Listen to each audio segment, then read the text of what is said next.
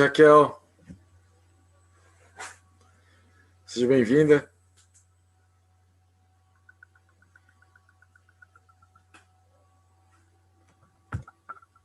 Raquel, consegue me escutar?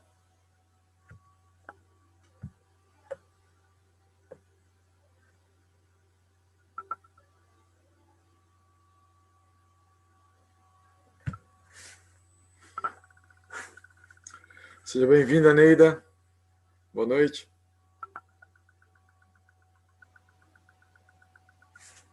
Boa noite. Boa noite. Que bom vê-la, Neida.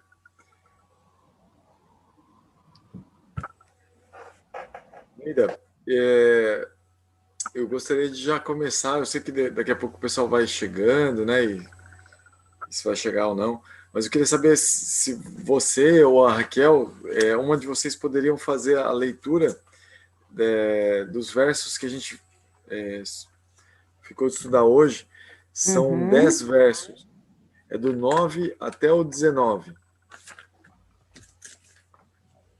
Pode ser? Se a Raquel quiser ler um pouco também. Raquel, você tá por aí? Tá conosco?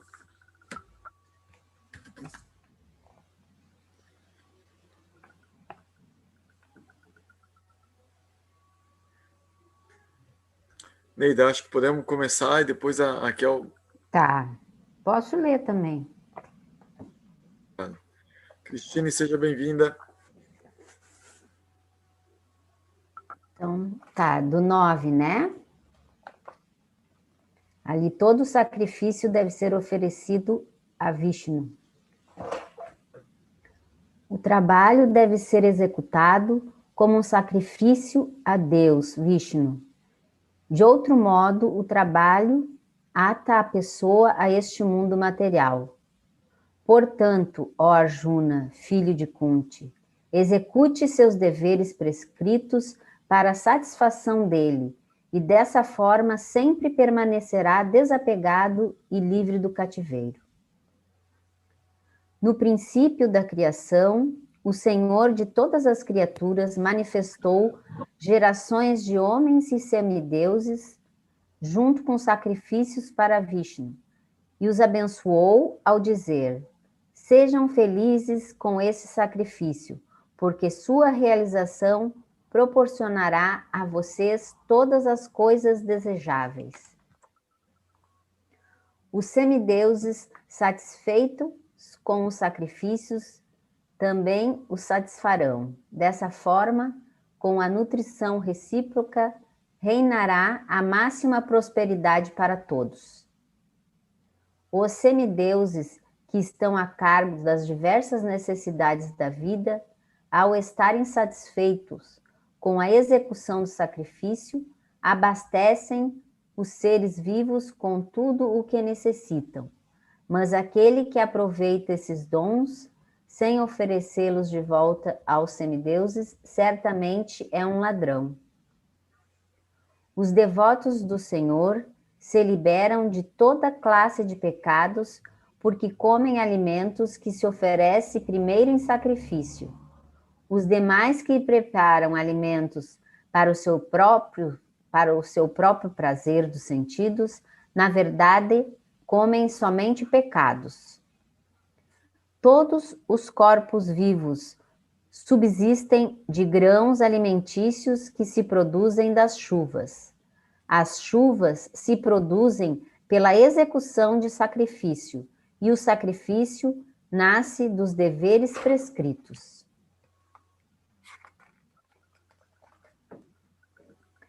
Nos Vedas se prescrevem atividades reguladas e os Vedas se manifestam diretamente da suprema personalidade de Deus.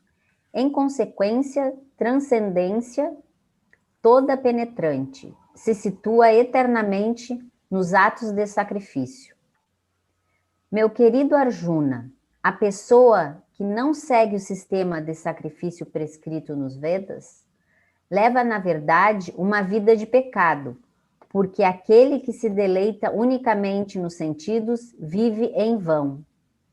No entanto, não há dever para aquele que se deleita no eu, que está iluminado no eu, que se regozija e que plenamente saciado se satisfaz unicamente no eu.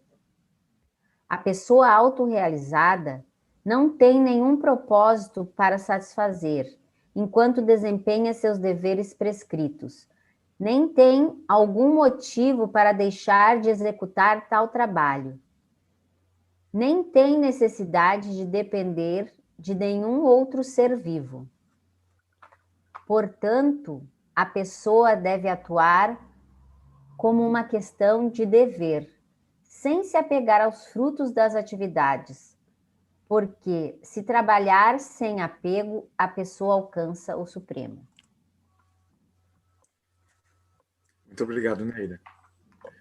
Pessoal, Fábio, boa noite. Boa noite, Raíssa, Guilherme, aos que eu não cumprimentei ainda aí. Boa noite, sejam bem-vindos. A Neida acabou de fazer a leitura dos versos 9 ao 19. Esse é um trechinho do Gita que foca na questão dos sacrifícios. Sacrifício é uma palavra que, dentro da nossa idiosincrasia, soa meio assim como que parece um sofrimento, ai, que sacrifício e tal. Mas no sentido assim do sacro ofício, das atividades sagradas, atividades ritualísticas. Então,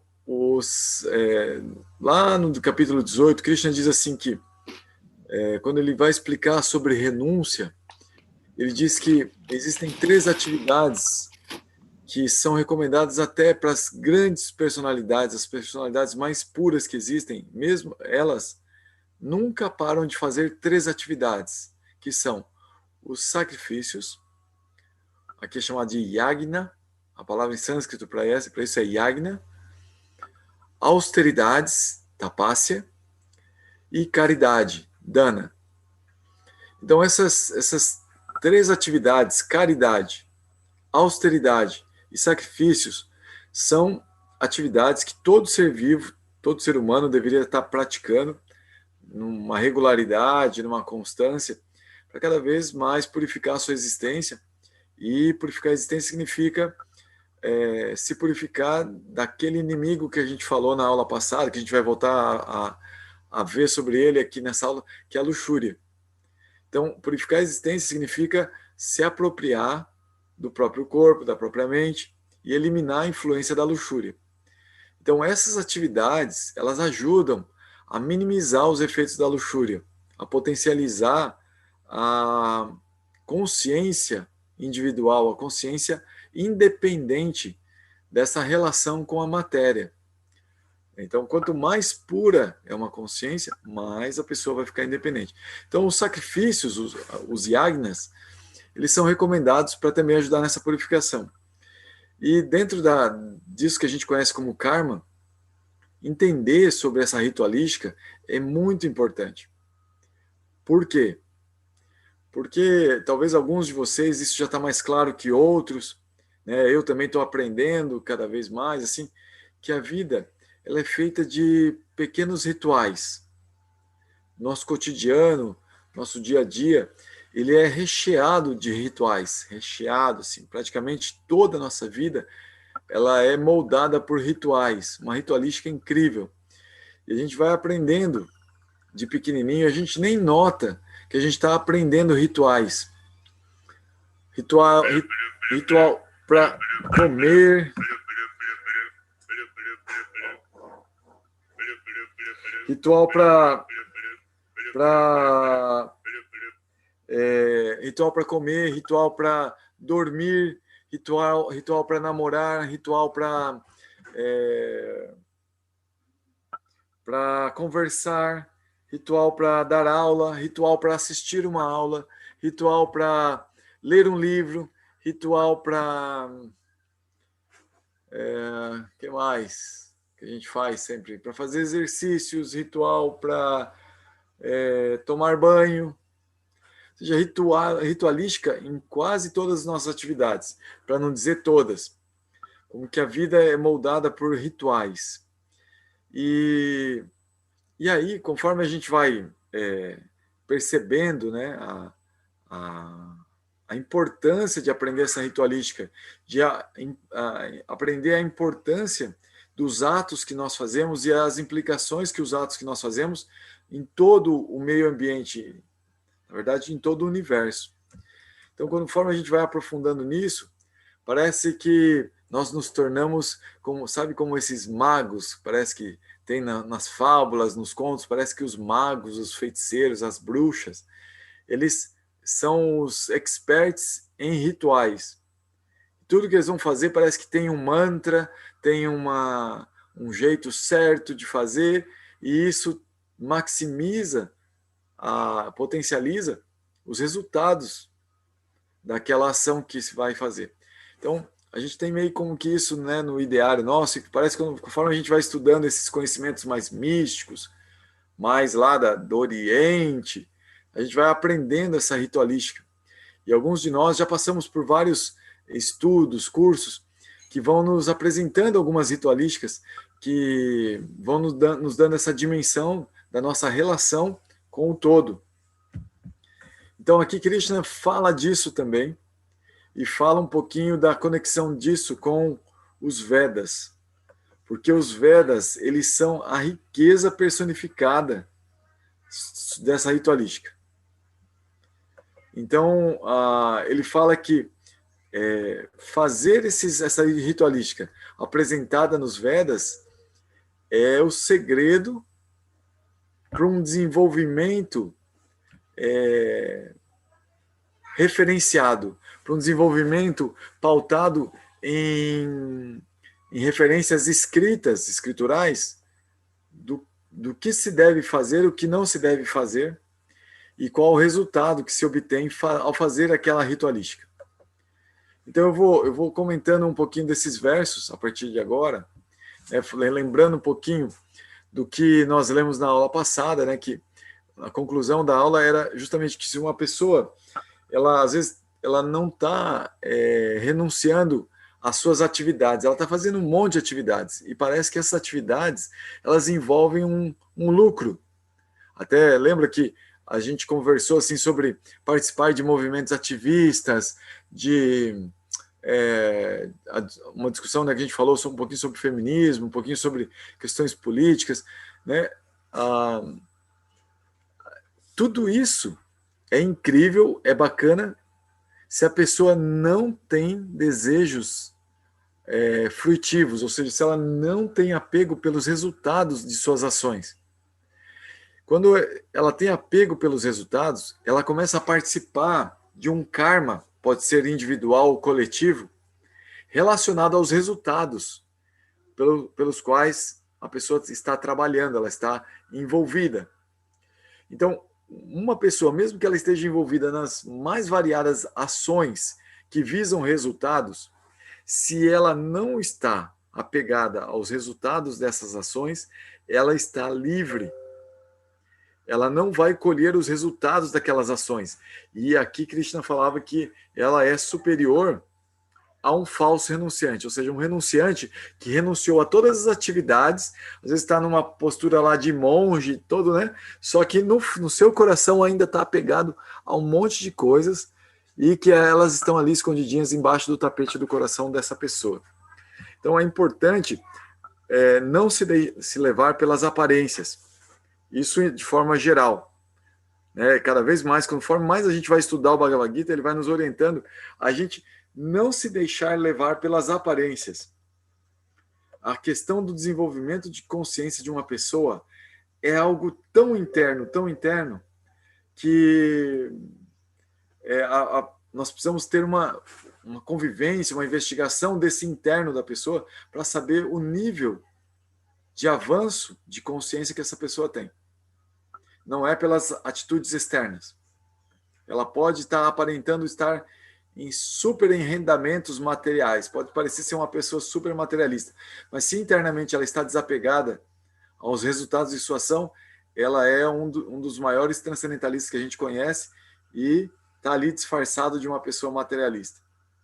Então a gente tem que tomar muito, assim, a gente tem que estudar essa ciência para fazer essa ciência trabalhar em nosso próprio ser, para a gente se livrar um pouco da nosso próprio apego à nossa própria aparência, e daí realmente trabalhar esse lado interno que é tão importante. E isso se chama transcendentalismo, que é essa busca por esse ser interno e não se apegar tanto ao lado externo. Então, isso foi mais ou menos o tema da aula passada, né? E daí Krishna, ele fala, olha, mas o lado externo, ele é importante você referenciar o lado externo com referências que são do bem. O que significa isso, ser do bem? Significa que se você estiver fazendo as ações recomendadas pelas escrituras, você vai estar garantido que, mesmo que você tenha apego aos resultados, aquela ação vai te levar num progresso de relação com o meio ambiente externo, e esse progresso significa mais liberdade. Mais liberdade significa mais consciência. Então, existem alguns atos recomendados pelas escrituras, uma ritualística, que enquanto o ser humano faz esses atos, de preferência, tentando estar consciente do que está, de quais são as entidades envolvidas ali, conhecer no nível razoável ou bem como é que se faz aquela prática e qual o resultado que se obtém ao fazer aquela prática. Se nós temos isso, claro, por mais que nós estejamos apegados ao resultado, isso vai contribuir para que a gente colha um resultado dessa ação, e não só o resultado da ação, mas a consciência mais ampla relacionada àquele cultivo de conhecimento. Exemplo, existe uma seção dos Vedas que recomenda uma ritualística para uma pessoa comer carne. Então, existem alguns tipos de carne que são recomendadas pelos Vedas para as pessoas que são apegadas a comer carne. Por exemplo, existe a recomendação de comer carne de cabra, por exemplo. Eu vou dar só um exemplo.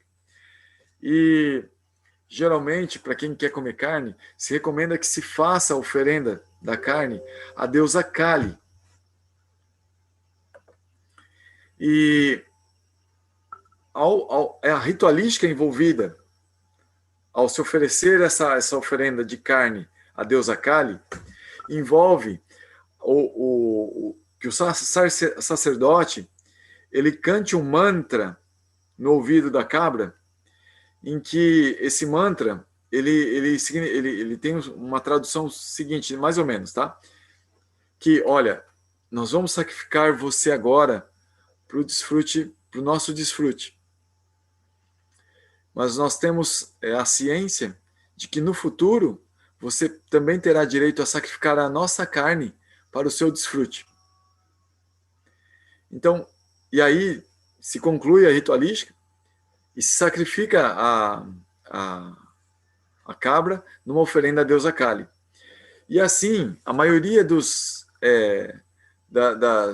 açougues védicos da Índia, que até você vai em alguns lugares na Índia, você vai encontrar açougues que vendem carne de cabra, carne de frango, em que o açougue ele tem um brahmana contratado, que é o sacerdote responsável por sacrificar os animais ali, para que se possa então comercializar, né, a carne. E as pessoas sabem que aquela carne ela é uma carne oferecida aos deuses, a deusa Kali. Então eles sabem que aquela carne, ela de certa forma está livre do karma, porque foi oferecida num sacrifício à deusa Kali. E as pessoas que estão envolvidas ali, elas fizeram a ritualística correta. Só que na ritualística, apesar de ser uma ritualística que visa livrar as pessoas envolvidas no consumo daquela carne do karma relacionado à morte do animal, existe um compromisso karmático. porque eventualmente o sacrifício não foi bem executado, eventualmente a consciência das pessoas na oferenda não foi bem, muito de conexão com o Deus, a deusa que está ali envolvida. E, eventualmente, a deusa, ela é uma personalidade, ela não é obrigada a aceitar tudo que oferecem para ela. Eventualmente, ela não aceita. Então, ela não livrou a pessoa do karma de matar aquele animal. Então, essa questão de oferecer o alimento, e aqui se fala, né, no caso aqui nessa descrição, nesse pequeno trecho do Gita, se fala que os seres humanos receberam esse conhecimento védico de como realizar yagnas, realizar sacrifícios aos deuses, para que os deuses enviassem chuva, enviassem bons ventos, enviassem um sol agradável, não um sol esturricante, para que os grãos crescessem e os grãos pudessem alimentar os seres humanos.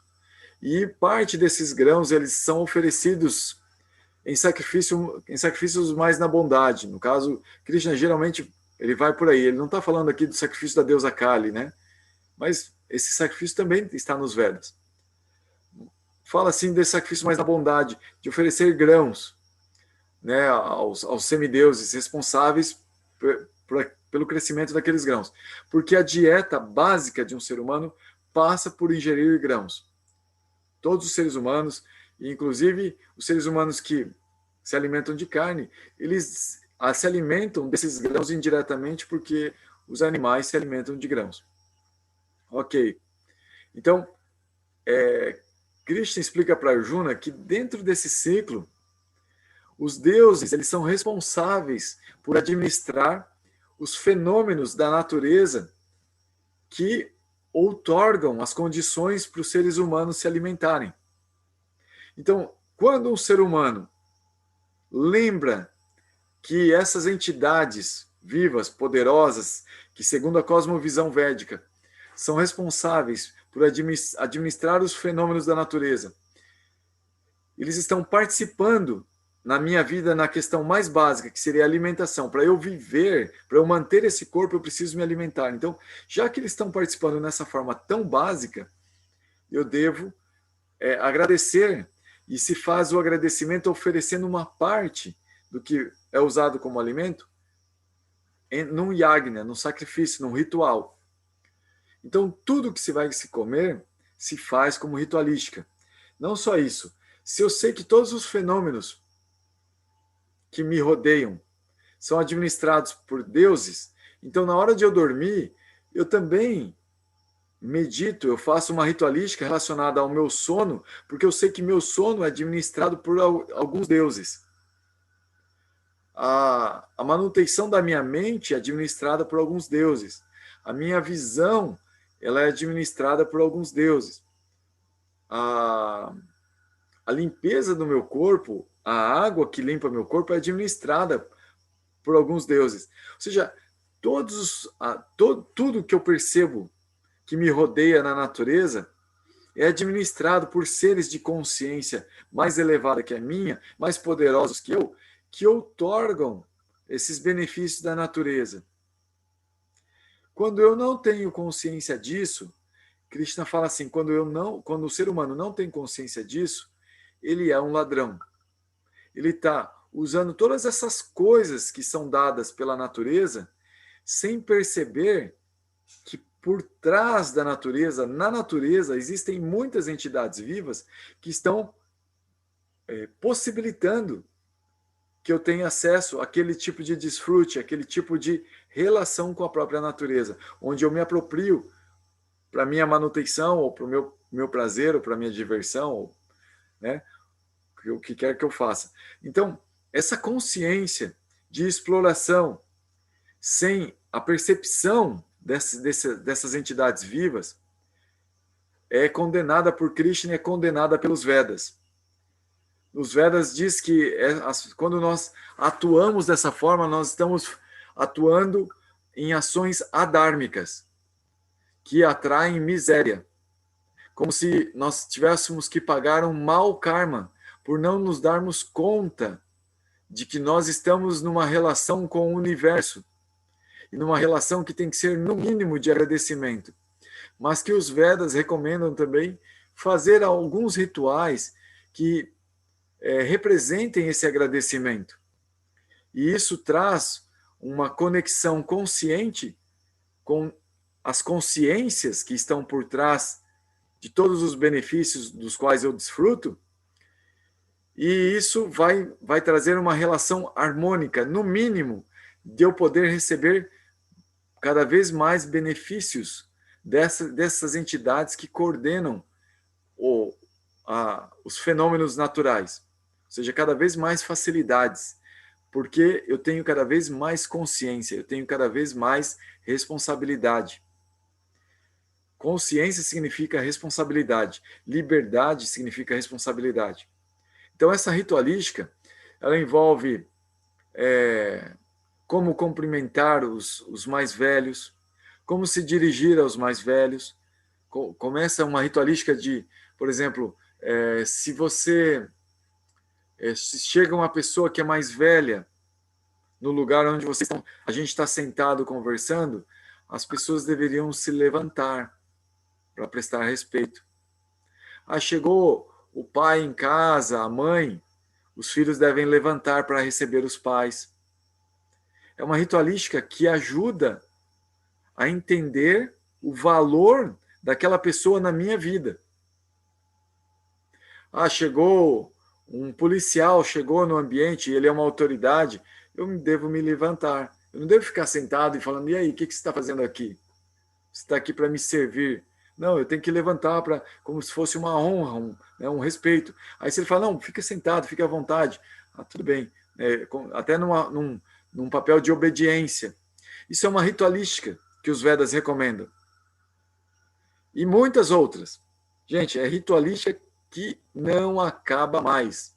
Ritualística para comer peixe, ritualística para comer ave, ritualística para comer planta, ritualística para fumar um baseado, ritualística para qualquer coisa que você imagina. Você vai encontrar sadhus na Índia fumando marihuana, são devotos de Shiva, e eles fazem, enrolam, né, o cigarro, né, que vão fumar, dentro de uma ritualística de relação com o Senhor Shiva. Eles não ficam inventando isso. Né? A gente vê assim, eu já encontrei vários amigos aí que eles falam, lá eu já vi os sadhus, eles oferecem para Shiva, ganja e tal, né? Então nós vamos fazer isso também. E enrolam ali, ficam cantando mantras para Shiva e tal, como se fosse assim, tão simples, sem nenhuma ritualística respaldada pelos Vedas. Não é assim. Por isso que Krishna fala, tem que seguir os Vedas. E por quê? Porque dentro da ritualística védica, quando a pessoa começa a aprender a ritualística, e lembra do que eu falei, para aprender bem, a pessoa precisa entender quais são as entidades vivas relacionadas naquele ritual, qual é a prática do ritual e qual é o resultado daquele ritual. Quando um praticante de Karma Yoga entende bem esses 3 aspectos da ritualística, ele está entendendo bem aquele ritual, ele está entendendo bem o necessário para fazer aquele ritual. Então não é simplesmente chegar lá e cantar um mantra para Shiva e achar que já está feito o negócio, já está oferecido, não paga karma por fumar maconha. Claro que paga karma. Tem que saber bem o que está fazendo, por que está fazendo, se o Deus vai receber aquele resultado ou não. Não é alguma coisa assim, tipo, mística e tal, o cara vai e faz. Não, não é assim. É como se né, você levanta, quando chega os pais em casa, você levanta para receber, você entender por quê. Por que fazer isso? Qual o resultado? O resultado é que eu devo ter mais consciência do respeito aos meus antepassados. Meus pais representam os meus antepassados. Eu recebo nesse corpo influência de todos os meus antepassados. Eu não posso ignorar isso. Eu tenho que respeitar isso. Não exatamente obedecer, mas respeitar. Quando eu respeito, eu tenho a liberdade, inclusive, de dizer, eu respeito, mas eu não quero isso para mim. Mas eu respeito. Agora, quando eu rejeito, eu estou provavelmente me enredando, me apegando ao contrário daquilo que depois se torna aquilo também. Então, a ritualística se recomenda aqui, Krishna fala, que é algo que vai nos conectar numa relação de causa e efeito com o universo. Mas a gente deve fazer sem apego aos resultados. Sem apego aos resultados. Porque o apego ao resultado vai me enredar no resultado. Então, quando, por exemplo, eu faço uma ritualística de respeito e eu não estou querendo nenhum resultado, aliás, na verdade eu queria ficar livre, inclusive, dessa relação que às vezes eu tenho com os meus antepassados, porque algumas relações, elas são limitantes para mim. Um exemplo, às vezes na minha família, todo mundo tomou álcool, se intoxicou de alguma forma, e isso era muito comum na minha família, nos meus antepassados. Fumava cigarro, bebia. Então, isso está no meu gene. Na gravidez da minha mãe, quem sabe ela fumava, ela tomava uma bebidinha alcoólica, e isso está no meu gene. Então, a adicção está no meu gene. Se está no meu gene, será que eu quero continuar tomando álcool? Talvez não. Será que eu quero fumar cigarro? Talvez não. Mas se está no meu corpo, talvez meu corpo me empurre nessa direção. E então eu respeitar meus pais, respeitar meus antepassados, saber que eu tenho alguma carga que eu recebi deles, que eu não gostaria de ficar trabalhando essa herança, trabalhando com essa herança. Na verdade, eu quero deixar essa herança de lado, não quero mais. Mas eu preciso, então, construir um caminho de respeito. Preciso trabalhar um caminho de consciência desse eu que eu recebi, nesse corpo que eu recebi como um instrumento de relação com a realidade, que eu recebi com essas características. E eu preciso me respeitar. Eu preciso me amar. Como é que eu vou me amar se eu nem respeito aquela parte que vem dos meus pais? Então eu preciso aprender isso. Então a ritualística, se eu tenho consciência que eu levanto por respeito a eles, eu começo a ganhar as asas da liberdade, porque eu começo a ter consciência de que eu tenho aquilo que eu não gosto nele, mas eu tenho em mim, mas eu respeito nele e respeito em mim. Quando eu começo a respeitar, eu começo a me acolher e perceber como eu tenho que lidar com aquilo que eu não gosto no outro, mas que está em mim. Então, é para esse fim, não é para exatamente eu ficar uma pessoa que vai ter um bom karma por ficar respeitando os meus pais. Porque existe assim alguns preceitos védicos que dizem assim, né, se você respeita seus pais, a sua vida será próspera. Se você não respeita seus pais, você vai atrair miséria para a própria vida. Coisas assim, nos Vedas dizem, né? Fala muito do karma, assim, né? Mas tem essas nuances do porquê. Que o objetivo é desenvolver a consciência, não é exatamente o resultado em termos de karma. Então, aí, quem são as entidades envolvidas? Nesse exemplo que eu falei, é meio simples, né? Os filhos, os pais, os avós, né? Os tios, que são antepassados também. Então, a gente ter essa consciência do respeito, né? Dentro desse contexto. Por exemplo, outro ritual que se faz, né? O casamento, né? O casamento é um ritual da cultura védica, um ritual que se faz em outras culturas, né? Ele é um ritual, ele tem vários níveis de semideuses que podem ser acionados para participar dessa ritualística do casamento. Vários. A terra, que representa a fertilidade, a prosperidade. Deus, que é quem fecunda a terra, quem fecunda, né, ou um outro semideus que é responsável aí pela fertilidade. a deusa da prosperidade, Lakshmi.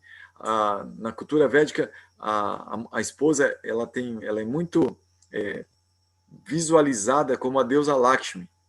Então, é uma ritualística que tem a ver com a deusa Lakshmi, com Vishnu, porque aí o esposo ideal de Lakshmi é Vishnu, né? O consorte da deusa da fortuna é Vishnu. Então, você começa a ver pequenos rituais que estão no cotidiano da vida humana e começa a entender que isso tem implicações. E para quê? Para que serve esse ritual? Qual é a finalidade dele?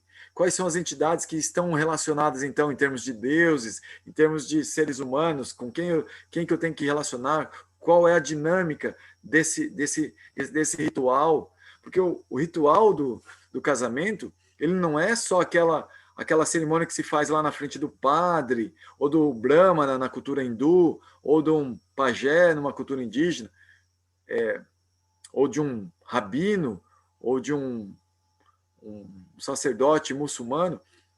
Não é só aquele ato, é o cotidiano da ritualística que acontece todos os dias. E a cultura védica, daí, principalmente nessas partes assim, que envolvem questões que são mais complexas, eles dão de banho, assim, eles dizem um monte de coisa que tem que se fazer como ritualística ali e que estão relacionadas daí com diversas personalidades divinas, os deuses. Tá? Então, assim, algo assim, eu não enveredei por esse lado na cultura védica, eu sei que existe, eu já tive algum contato,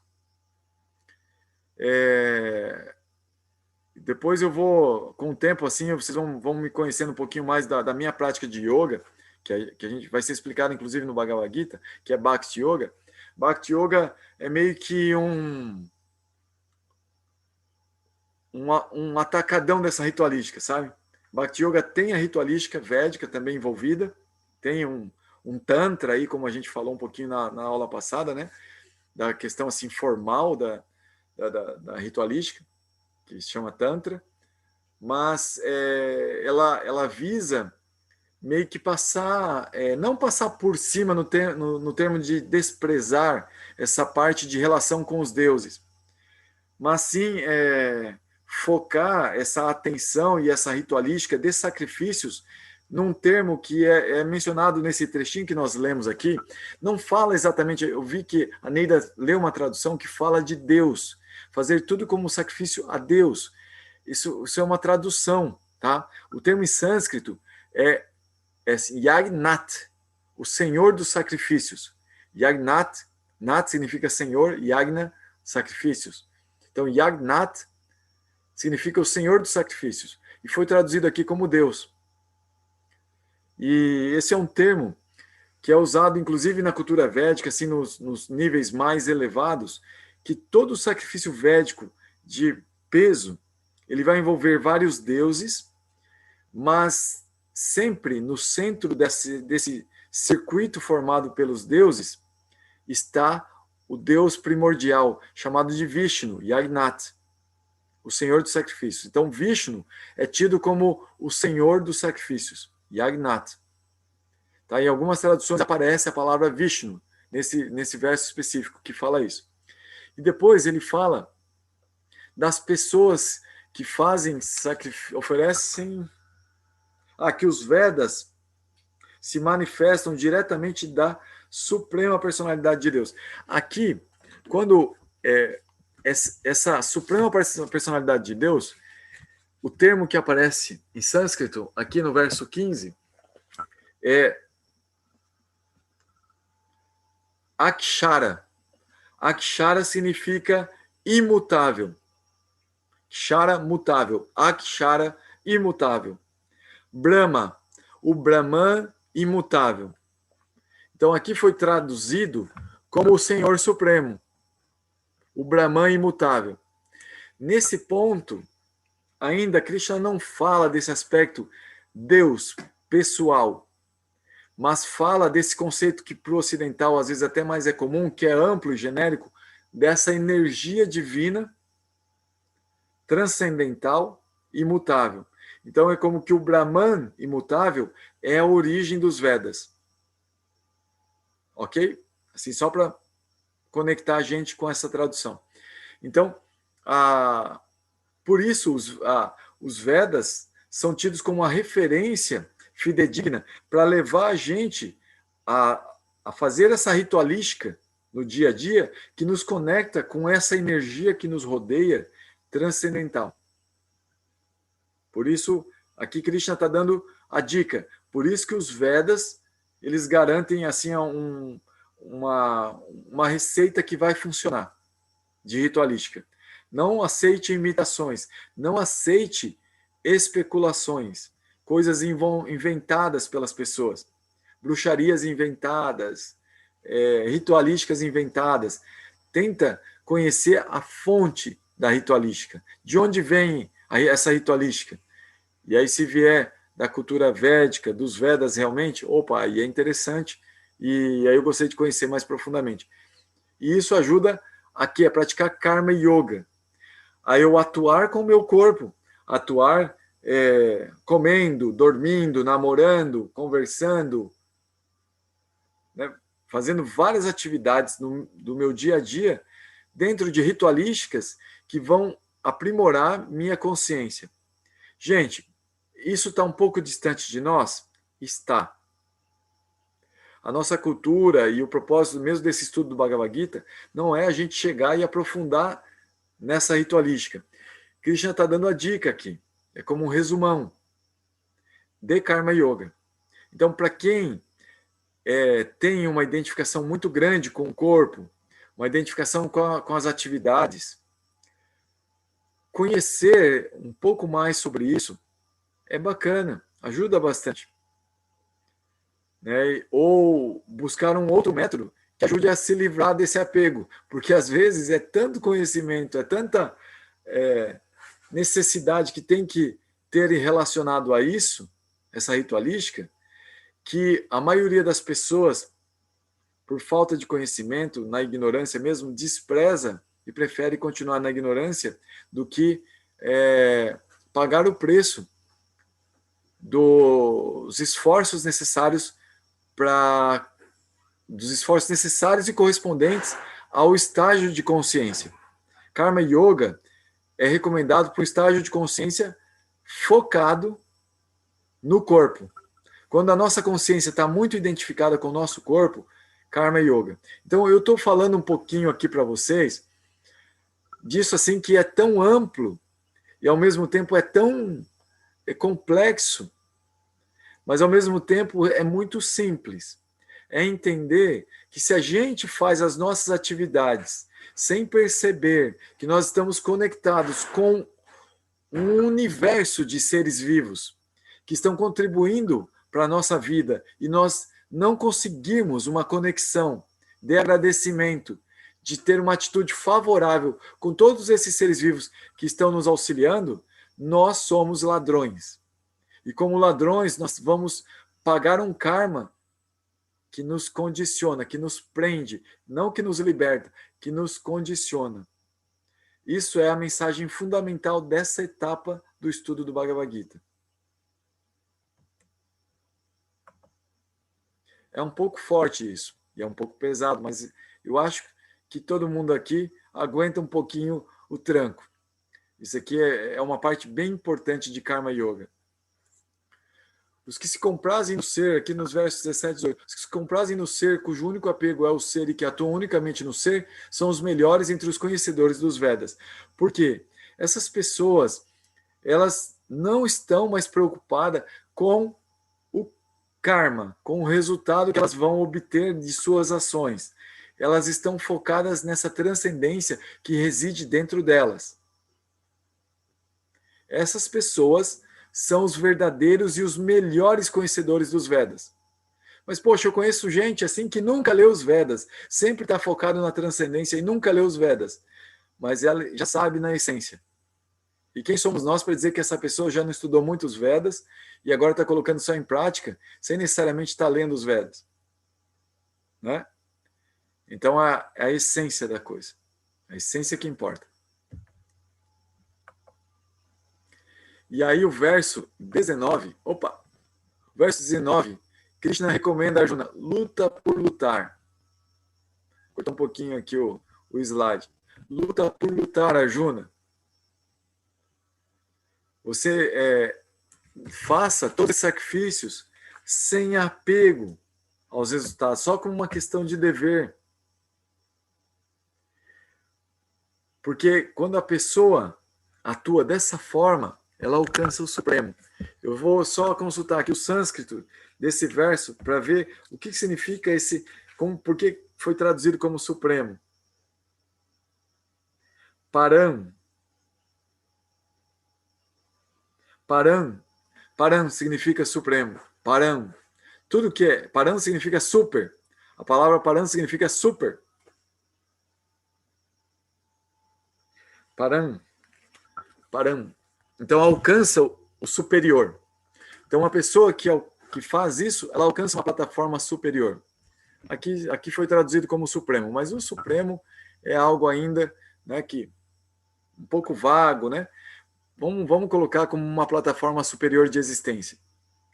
Seja como um melhor karma, uma melhor situação, ela vai evoluindo.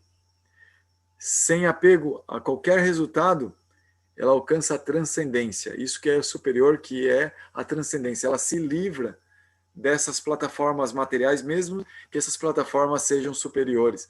Ela vai para a transcendência. Pessoal, vocês têm algum comentário, algo que chamou a atenção de vocês a respeito do que nós falamos aqui? Vocês poderiam compartilhar, por favor?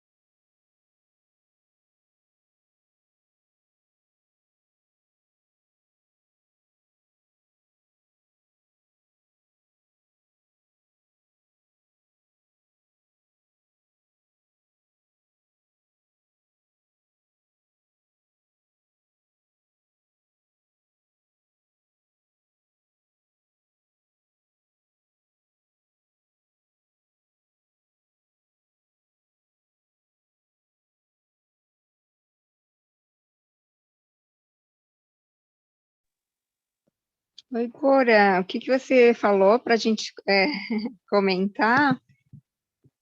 Isso. Pode ser para estimular assim, o tipo do comentário. Falar um pouquinho o que chamou a atenção, se tem alguma dúvida. Aqui ficou som. Vou botar meu microfone.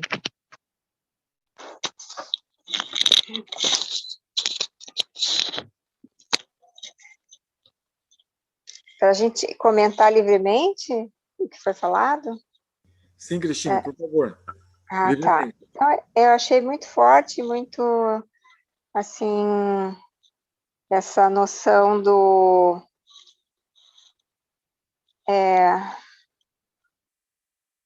quando o ser humano não tem a consciência, né? Ele é um ladrão por estar se apropriando para seu prazer, né? Sem ter essa consciência da exploração, percepção da vida dos outros seres que estão sustentando a nossa própria existência, assim. A questão da gente comer carne, né? E gerar o karma para quem come carne. É bem forte isso, e realmente muitos não param para fazer essa reflexão, né? Do karma que tu está adquirindo cada vez que come a carne. Todas as guerras e sofrimentos do ser humano, eles estão relacionados com essa prática, né? Exatamente, Cristine. Esse é um ponto muito importante do teu comentário. Muito importante, sim. vezes as pessoas não sabem porque estão sofrendo misérias tão grandes e por algum, né, exemplificado nesse tema que você falou, guerras, sofrimentos coletivos tão grandes, né? Sim. E continuamos essa indústria, né? Da carne, essa matança.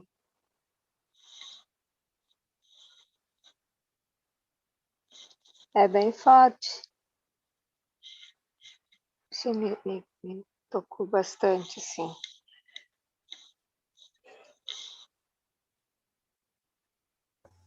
Obrigado, Cristina. Obrigado mesmo.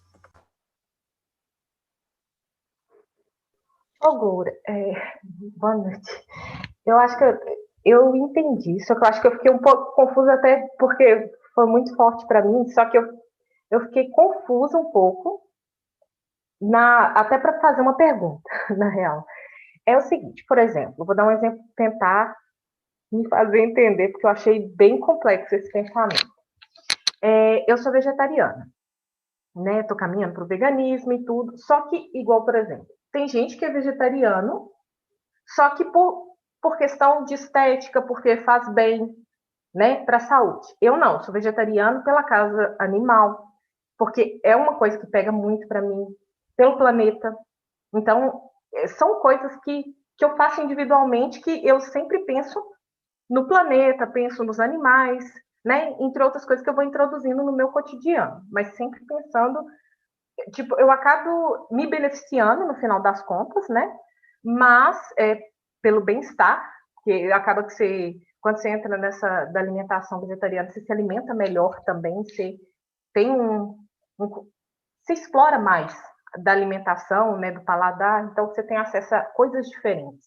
Então, estou me beneficiando no fundo, só que pelos animais. Só que aí você falou uma coisa, que, por exemplo, eu não tenho um hábito, porque eu não sou do tipo mais religioso, não. Então, tipo assim, eu vejo eu não sou batizada em nenhuma religião. Meu pai deixa a gente escolher. Só que acabou que outras coisas foram se tornando mais prioridade e, tipo, acaba que o religioso ficou assim. Eu agradeço essa energia suprema, mas sem tanto enfoque. Igual, por exemplo, meu pai, quando ele vai se alimentar, ele faz o sinal da cruz. Porque ele é criado na religião católica, acaba que, mesmo ele não seguindo a religião, ele faz o sinal da cruz. Então, tipo, como forma de agradecer o alimento, e eu vejo outras pessoas também tendo essa prática. E eu não tenho esse hábito, esse costume de fazer isso, de agradecer por nada. Às vezes eu nem, mal eu vou deitando assim, eu já caio no sono, não consigo ter essa prática de agradecer. Mas aí, entra uma coisa que me chamou a atenção e que eu estou custando a perceber isso, porque você falou assim, que quando a pessoa, ela é muito apegada essa identidade física, né, ela teria que praticar o Karma Yoga, né? Tipo, seria interessante ela buscar pelo Karma Yoga, onde, no caso, você teria que passar por processos ritualísticos de agradecer. Só que no caso, aí voltando lá na coisa do vegetarianismo, por exemplo, se eu faço pelo... Eu acho que eu me embolei toda no raciocínio. Se eu faço pelos animais, é como assim... Se eu esqueço de agradecer na hora que eu estou me alimentando, é como se eu diminuísse e ao mesmo tempo, eu faço isso quando eu me alimento. Eu penso não em mim, mas nos animais também. É como se eu diminuísse aquela carga que está vindo sobre mim. Você entende a minha pergunta? Eu sei que ficou confuso, porque até para mim, o raciocínio foi confuso. Mas aí é essa a minha questão, sabe? Eu não tenho o hábito de agradecer. Eu ainda estou nessa parte do apego, na identificação física muito grande, eu sei. Só que, tipo, as coisas que eu faço sempre tem intenção do bem maior. E, assim, eu não fico pensando tanto no individual, sabe? Mesmo eu não tendo esse hábito de agradecer. Aí eu queria saber como fica nessa situação. Então, Raíssa, quando a gente tem essa preocupação do bem maior e não para o nosso próprio bem, essa é como a premissa do Karma Yoga. Fazer as atividades com essa consciência. Essa é a premissa. Eventualmente, nós não vamos saber fazer a ritualística recomendada nos Vedas. E talvez nós vamos cometer falhas, erros, que vão ser considerados como agressões ao meio ambiente e o meio ambiente vai reagir nos prendendo. Mas devido à consciência está sendo praticada no sentido de não se apegar aos resultados, ser um propósito de beneficiar aos demais e não tomar proveito para si mesmo nas atitudes, o meio ambiente toma como que ele leva mais em consideração o propósito do que a ação em si. Isso é mais importante, o propósito. Por isso que logo no início eu falei, a introdução do tema foi essa, né, que uma pessoa que ela pode estar fazendo as maiores atividades, muitas atividades, mas se ela não tem apego aos resultados, ela está mais avançada que uma pessoa que para de fazer muitas coisas. Né? Até mesmo, né, comer carne, vamos supor, né? Existem pessoas que comem carne e que elas têm uma consciência de que elas não querem desfrutar do gostinho, do prazer da carne, elas estão fazendo só para manter o corpo. E segundo a fé delas, as crenças dela, aquela carne é necessária para manter o corpo delas. Tem pessoas que são assim. E elas não estão buscando um desfrute, um prazer. Elas até lamentam e não gostam de saber que os animais são mortos só por causa do egoísmo delas. Elas não querem ser egoístas, elas trabalham essa questão bem profundamente. Então não é o ato de negar uma ação que vai nos livrar do karma. Ajuda. Por exemplo, um vegano paga menos karma do que um lacto-vegetariano. Um lacto-vegetariano paga menos karma do que um ovo-lacto-vegetariano. Um ovo-lacto-vegetariano paga menos karma do que alguém que come peixe, ovo, leite e vegetais. Uma pessoa que come peixe paga menos karma do que alguém que come frango e assim por diante, até carne vermelha. Né? Quem come carne de vaca está pagando o máximo do karma. Porque a lei do karma, segundo a cultura védica, os Vedas, ela é estabelecida em função da importância dos animais na vida humana. É claro que a vida humana é meio que uma referência para o benefício para todo o meio ambiente. Se tem alguma vida que traz benefício para a vida humana, provavelmente essa vida também traria muito benefício para o meio ambiente. Alguém pode argumentar assim, ei, peraí, mas tem tanto ser humano aí que não vale meio centavo, só estraga o meio ambiente. E como é que você pode dizer, então, que uma vida humana vale mais do que a vida de um animal? É claro, segundo os Vedas, esse valor ele também pode ser depreciado. Uma pessoa ela pode fazer seu valor da vida humana cair na bolsa de valores.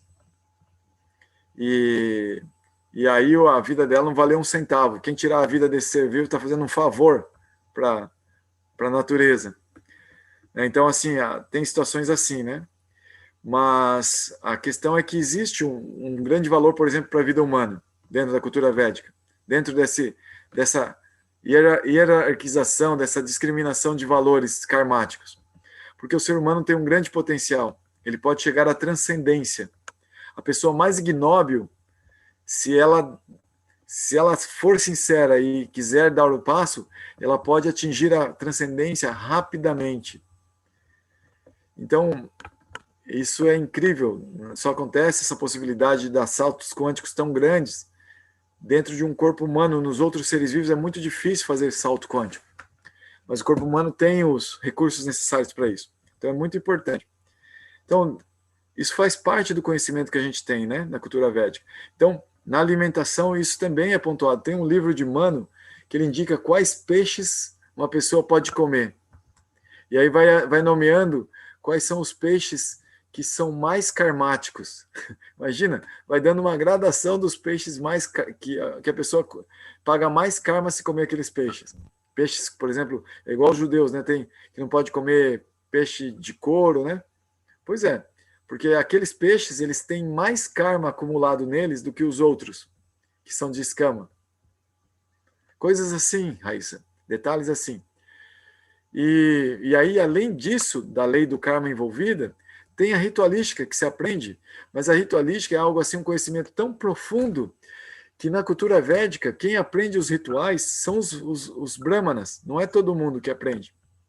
São pessoas que têm lá um nível intelectual bem elevado e conseguem ler aquelas escrituras que são tão complexas, que ensinam a ritualística, ensinam os mantras, ensinam como agradar aquele Deus para poder fazer a oferenda daquele alimento.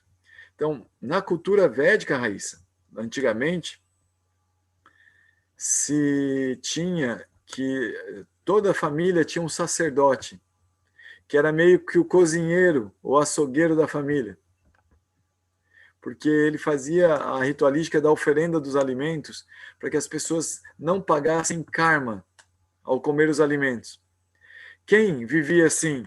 Geralmente as pessoas que podiam ter um sacerdote familiar.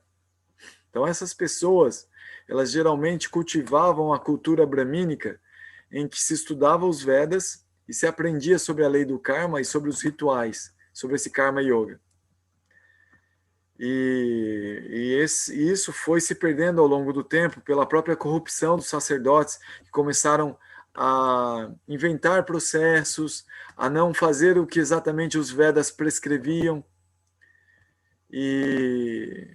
ou começaram, né, até mesmo, tem uma história num livro que a gente estuda, aí, que é um Purana védico também, chamado Bhagavatam, que diz que Buda, ele apareceu numa época em que as pessoas elas estavam tão corrompidas que elas abriram vários matadouros institucionalizados que faziam muitos animais sofrerem, mas eles seguiam os Vedas ali dentro. E a população acostumou com aquilo e as pessoas começaram a ficar com o coração muito duro, sem compaixão. Então começou a proliferar muitas guerras, relacionamentos muito duros entre as pessoas. E aí veio o Buda, apareceu o Buda como uma encarnação do Brahman, de Vishnu, para resgatar as pessoas desse endurecimento do coração, pregando a não violência e a razão em que nós podemos perceber que se nós exploramos as pessoas, nós vamos pagar o karma. Se nós exploramos outros seres vivos, nós vamos pagar o karma sobre isso. Então, como uma questão de razão, não vamos explorar os demais.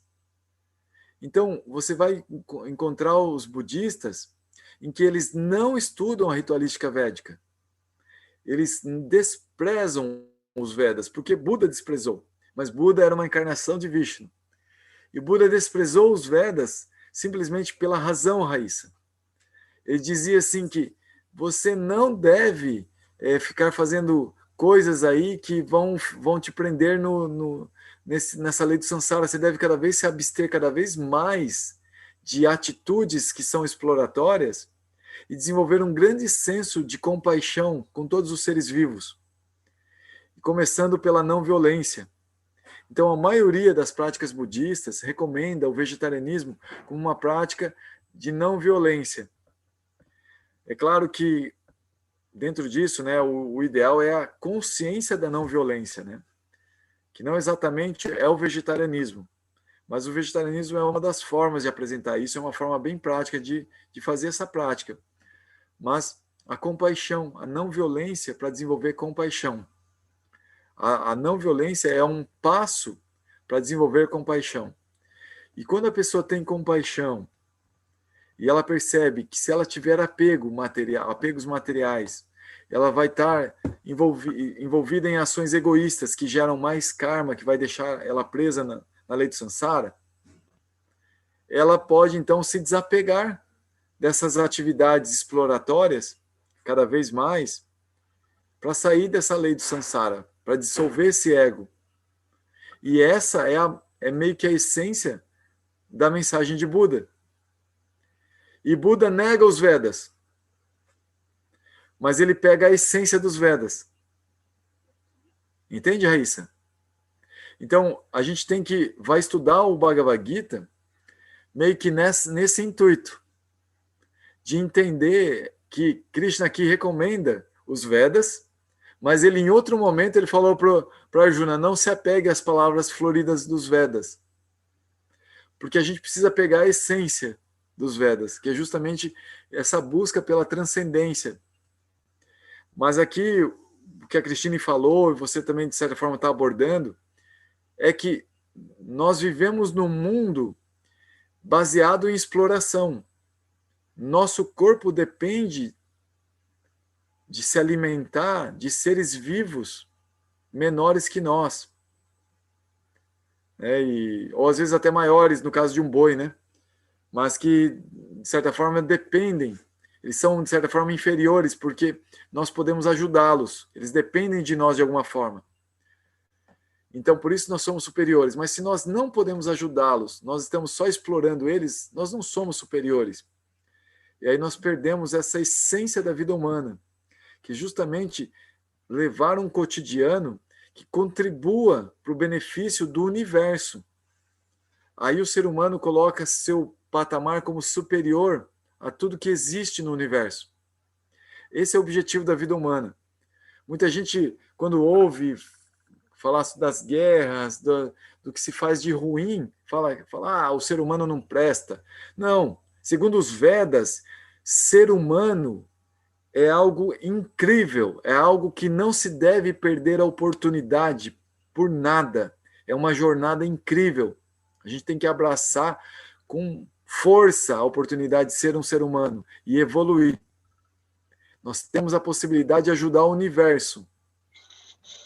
Moura, eu queria fazer uma colocação aqui sobre a cultura indígena, né, mais ancestral, assim, a sabedoria indígena, a consciência indígena, né, que tem essa consciência, assim, de que somos todos hermanados, né, que os seres, irmã água, irmão vento, irmã lua, e tem essa consciência, assim, que se fala aqui, né, dos Vedas, né, e eles fazem a caça aos animais para se alimentar, né.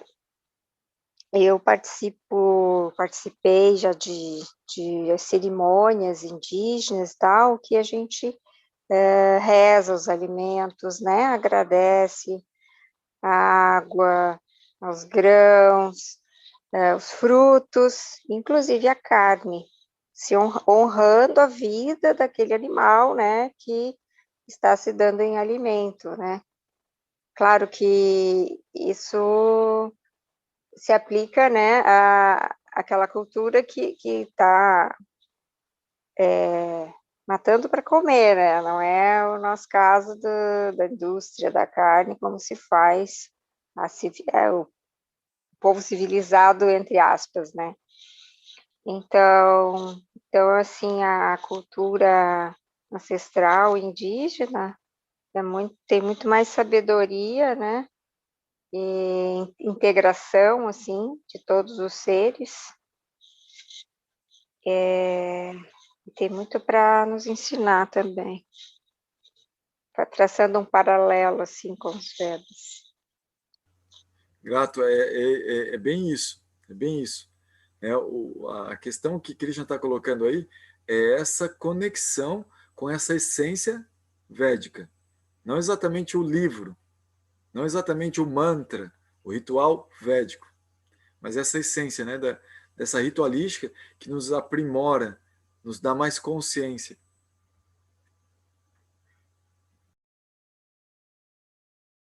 Sim, nesse caso, os indígenas podem nem ter o conhecimento do livro, né, sagrado, dos Vedas, mas eles conhecem a essência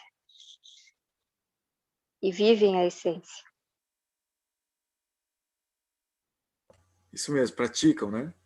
Então, essa ideia da conexão aí com os rituais, com os sacrifícios os yagnas.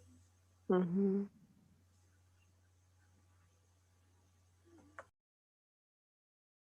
Raíssa, será que te ajudou o meu comentário ou não? Ficou mais confuso? Você pode dar um feedback? Gor, ajudou sim. Só que eu queria te fazer uma pergunta, porque você falou assim, que eu ainda estou caminhando para o veganismo, né? E você falou que o vegano ele carrega menos karma do que o ovo lacto vegetariano, por exemplo. ou lacto-vegetariano. Só que eu li um livro de uma indiana uma vez e ela traz o leite, por exemplo, como o alimento primordial. Ela usa essa expressão como alimento primordial. E ele é uma das bases da alimentação indiana, né? Eles fazem o ghee, né? E vários outros preparados. E mesmo, né? Como é que fala? Respeitando, né? A vaca, né? A santidade da vaca, né? A forma dela e tudo. Aí eu queria saber por que tipo, igual, por exemplo, no caso, tem mais karma e ao mesmo tempo é meio que incentivado, porque é considerado alimento primordial ou não tem nada a ver? Não, eu falei que tem mais karma no nosso contexto aqui, no contexto ocidental.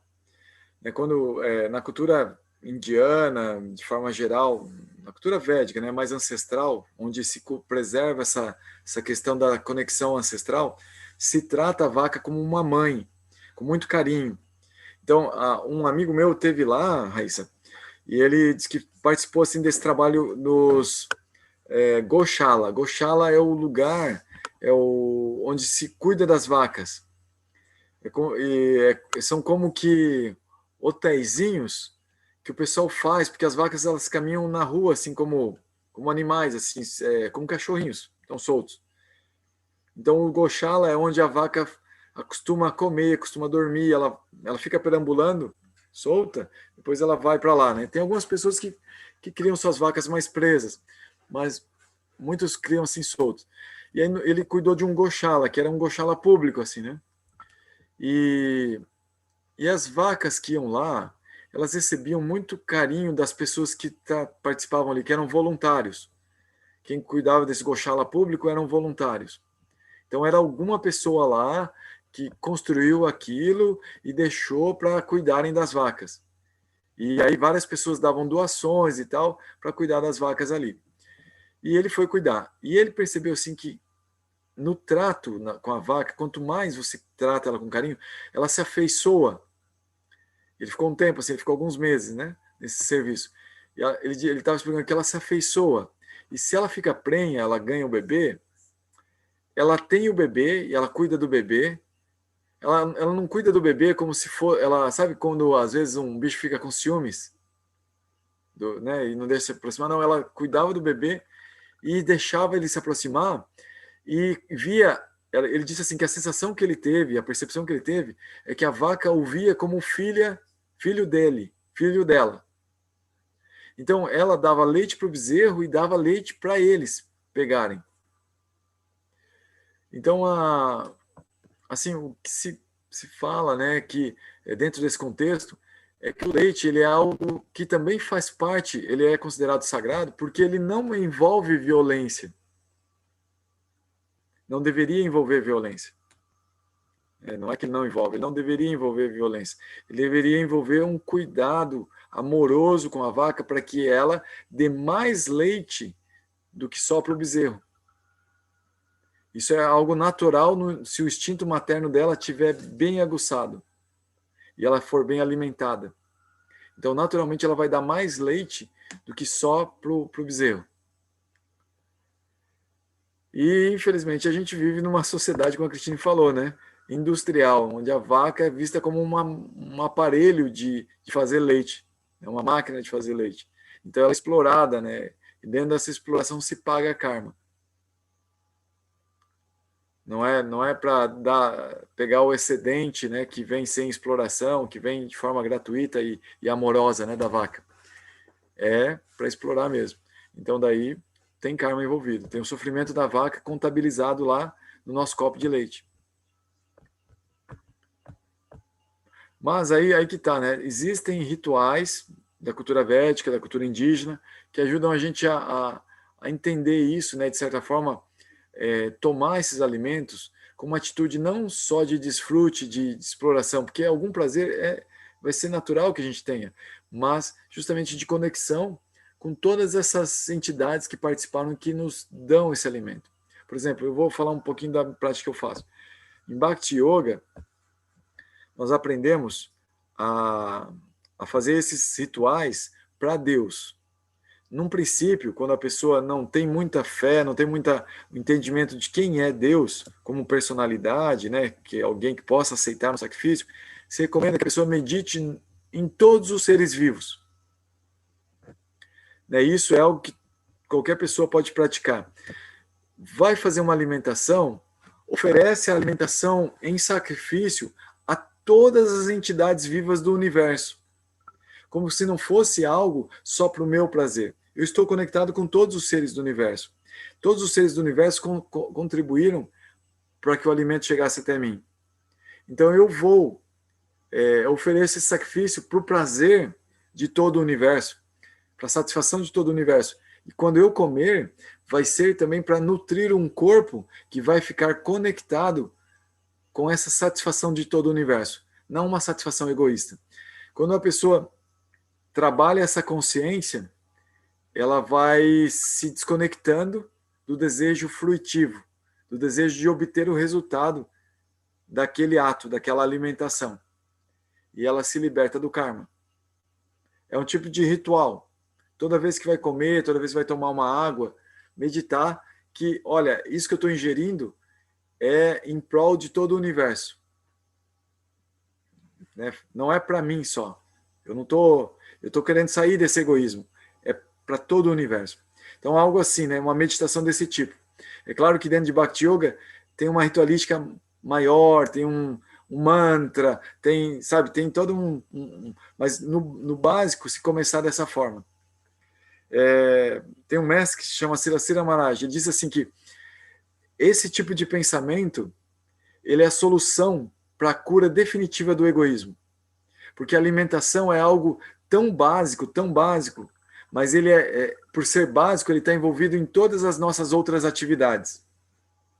Nós trabalhamos pensando em comer, nós acordamos pensando em comer, nós dormimos pensando no que amanhã a gente vai comer. Então, se a gente pensar que a gente vai comer algo que vai ser oferecido para o universo todo, para o benefício do universo, não para o nosso próprio benefício, a gente pode dar uma grande mudança na nossa vida, que justamente é entender a nossa conexão com o universo. É uma prática. É uma prática de Karma Yoga. Entendi. Obrigadão, Loura. Obrigado. Ah, Fábio, que legal você falou isso aqui. Legal. Fala mais, Fábio. Fala mais aí, por favor.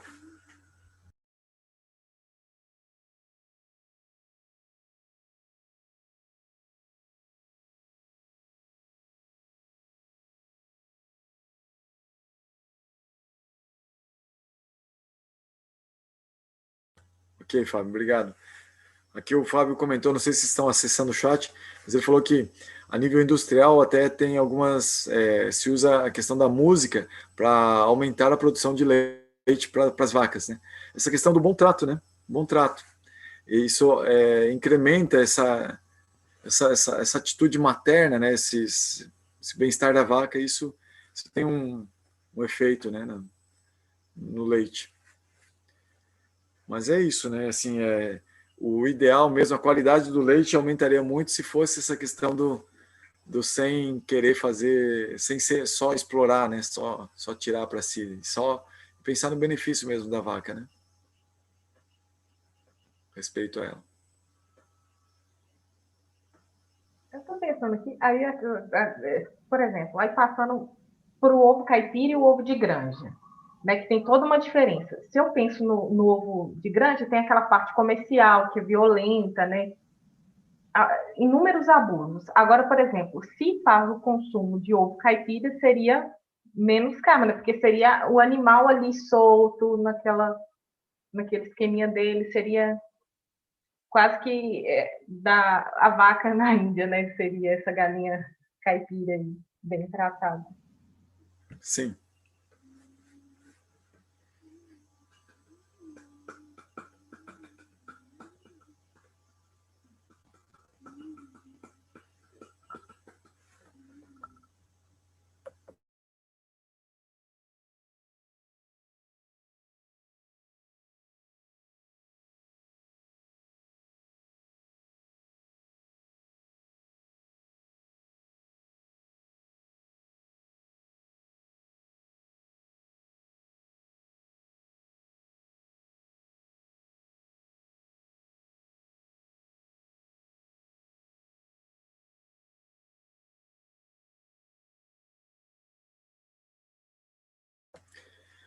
Pessoal, alguém gostaria também de contribuir um pouquinho mais, falar um pouquinho o que chamou a atenção e compartilhar um pouquinho aí do que tem pensado a respeito do que nós falamos aí?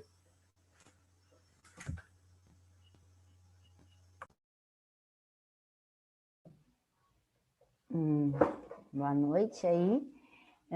Eu vou ter que sair daqui a pouquinho, mas eu queria antes, assim, falar um pouquinho que foi com o estudo do Bhagavad Gita que eu comecei a despertar por tudo isso, né?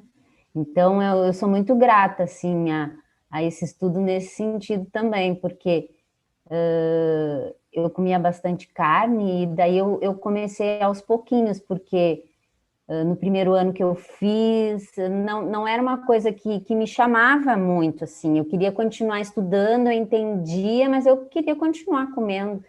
E daí, e também, como o Goura sempre falava, não pode ser uma coisa que tu vai fazer contra o que a gente sente, e se eu tivesse com vontade de comer, não tinha sentido, eu não posso fazer uma coisa que depois eu vá parar, então tem que ser uma coisa bem gradual, né? Então, assim, é bem importante isso para despertar tudo isso, e também a parte de oferecer o alimento, porque é importante, assim, também a gente... Antes eu fazia só agradecer, que é o alimento, né? Mas daí, com o estudo aos poucos, assim a gente vai aprendendo, né? Vai aprendendo, vai vendo, assim, da importância, assim, de oferecer para um... Né? No caso, oferecer para Deus, né? O alimento, assim, que tu come.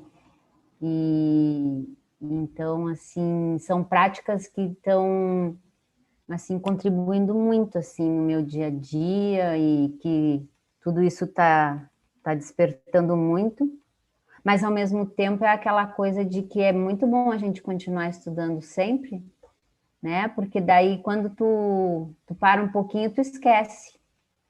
Parece que quando tu para um pouquinho, tu esquece, assim, né? Então é uma coisa que precisa ser devagar, se vai ao longe. Devagar se vai ao longe, né? Então a gente ser perseverante, ter disciplina, ter paciência, e escutando, e aos pouquinhos vendo tudo que toca o nosso coração, para a gente ir vendo o que tem sentido para a gente, e daí com isso a gente ir tentando se melhorar cada vez um pouquinho. Então eu agradeço muito, eu vou ter que sair. Então, uma boa noite a todos. Boa noite, muito obrigado. Boa noite. Boa noite, Neida. Boa noite.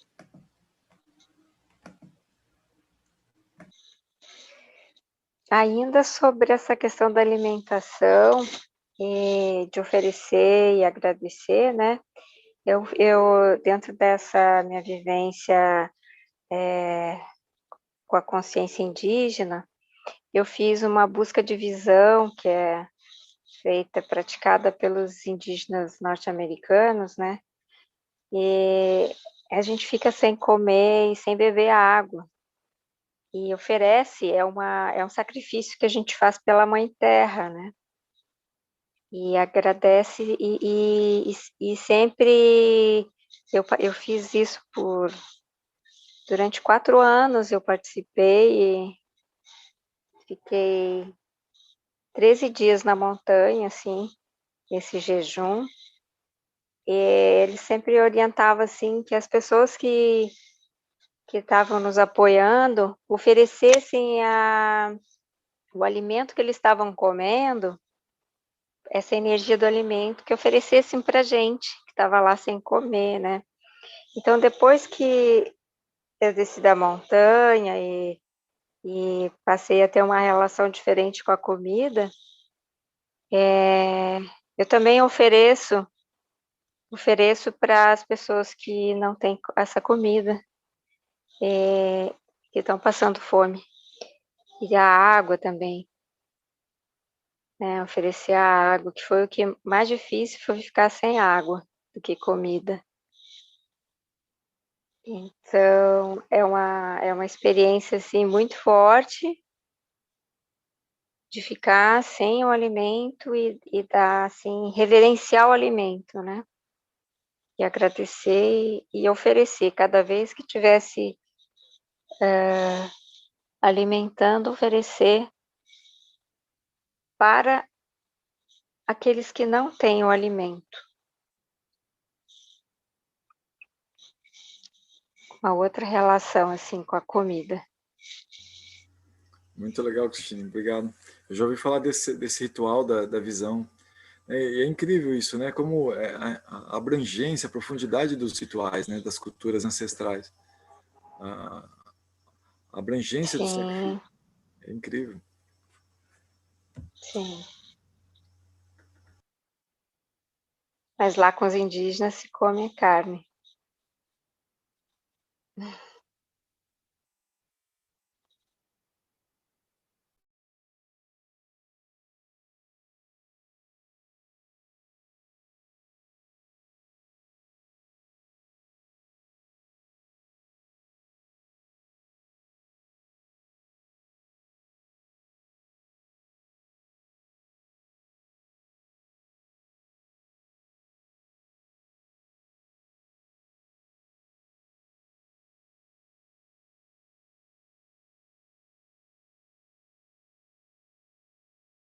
Ô, Goura, você tinha falado, porque eu estou anotando, você tinha falado três palavras: sacrifícios, austeridade e qual foi a outra?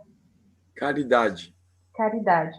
E das outras coisas relacionadas à ritualística, foi entidades que envolvem, que a gente tem que ter conhecimento, entidades que envolvem aquele ritual, o porquê do ritual e o outro. A prática. Como é Ah, a prática do ritual? entendi, gratidão. Valeu. Gabriela, Raquel, Muriel, Jorge, querem compartilhar o que chamou a atenção de vocês?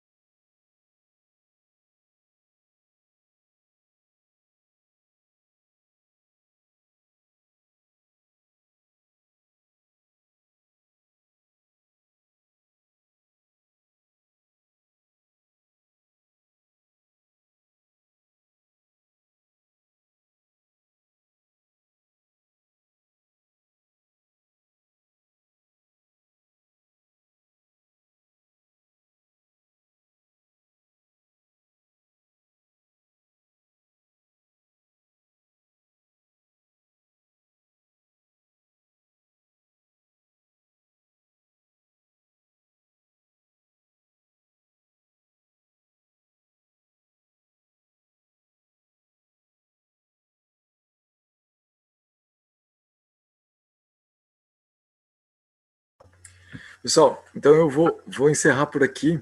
Se vocês não têm mais nenhuma dúvida, nenhum comentário, e aguardar vocês para a próxima aula.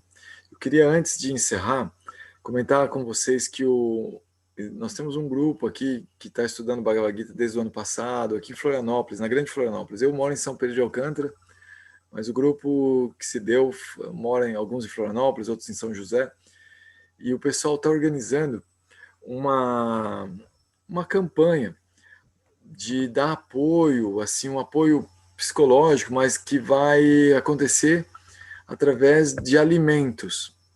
Lá numa casa de apoio a menores.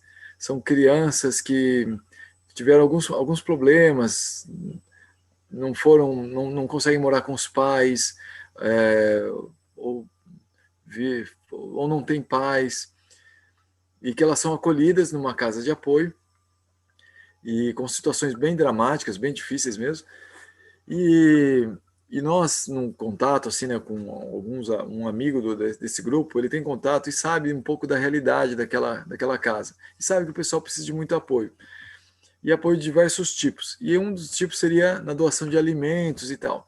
Só que o que a gente pensou em fazer? Não só doar alimentos, a gente pensou em preparar alguns alimentos, e dentro dessa máxima aqui do Bhagavad Gita, né, de alimentos que quando a gente come alimentos que não são oferecidos, é como se a gente estivesse só comendo pecados. A gente tem uma prática, né, dentro do Bhakti Yoga, de oferecer os alimentos a Deus, ao Senhor Supremo. Então, nós nos comprometemos em juntar, né, um dos colegas, o Guilherme, ele ficou responsável de receber as doações em depósitos, então, uma conta Pix para fazer depósitos a ele. Ele vai comprar os alimentos e nós vamos cozinhar. Nós ainda estamos escolhendo a cozinha aqui o local, né? Mas provavelmente vai ser aqui no nosso sítio. Minha esposa, a Diti, ela é uma ótima cozinheira, né? E gosta muito de cozinhar. E a ideia é reunir pessoas que queiram cozinhar também. Então, o filho do Guilherme, ele tem 8 aninhos, mas tá virando um mestrinho cuca, assim, tipo, ele gosta de cozinhar, gosta de fazer coisas. Então, ele quer vir para cá para cozinhar também. E boa parte da inspiração para ajudar, essas ajudas, parte desse menino. Ele é uma pessoa muito especial, assim, que ele percebe isso, daí ele fala essas ideias, o pai dele acolhe, catalisa, e aí a gente acaba botando em prática, né? Então, o Guilherme vai divulgar, se já não divulgou lá no grupo, um convite para participar dessa campanha. Aí queria pedir para vocês também divulgarem a campanha. É uma campanha bem assim bonita. A gente pretende que seja fidedigna, ou seja, fazer um levantamento de todas as doações, né? E até se vocês quiserem mandar os comprovantes para o Guilherme, né? E assim, falar, ó, tá, registra aí, né? É bacana, porque assim ele vai fazendo um controle para depois mostrar, né? Olha, recebi tanto de doação, a gente comprou isso, comprou aquilo, fizemos assim, assado.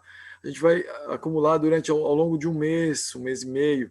E eu falei que tem um viés psicológico, porque quando nós pensamos em fazer essa campanha, uma das pessoas que cuida da casa lá, ela falou assim, olha, as pessoas que mais precisam de ajuda aqui, de certa forma, são os cuidadores, os voluntários, os profissionais que trabalham na casa.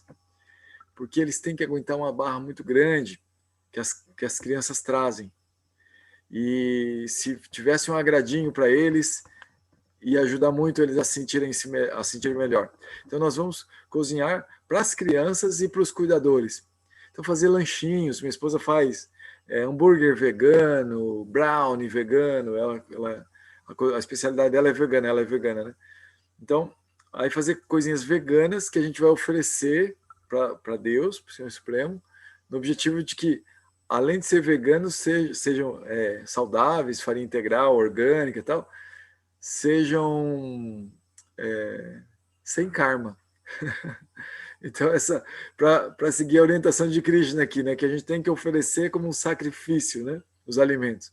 Então, a gente vai fazer, dentro dessa ideia, para agradar as pessoas, para levar algo bonito, bacana, fazer tipo uma festa assim, né, de alimentos e tal, que eles possam ter congelado lá os hambúrgueres e tal, né, para ir comendo ao longo do tempo.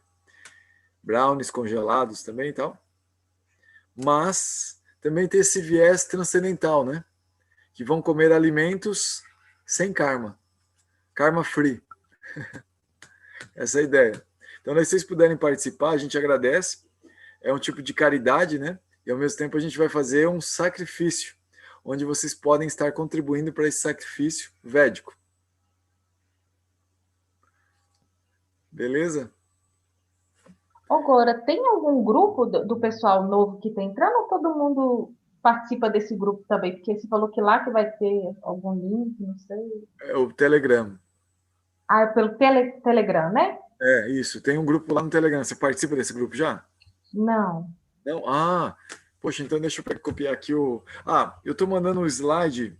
Ah, mas eu mandei o slide num lugar que eu acho que você não teve acesso. Deixa eu copiar aqui e aí eu já te passo, então.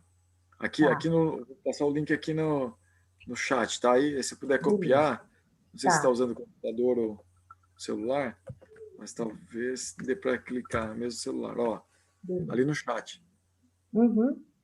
Tá bom, obrigada, Goura. Legal. Entra lá, Raíssa, que bom que você perguntou, viu? Eu não sabia que você não estava lá no grupo. Eu faltei as 2 primeiras aulas daqueles. Mas, Tudo bem. gratidão. Obrigado a você. Gente, então, muito obrigado. Uma boa noite a vocês, boa semana. Espero vocês no domingo. Até breve. Tchau. Boa noite, tchauzinho.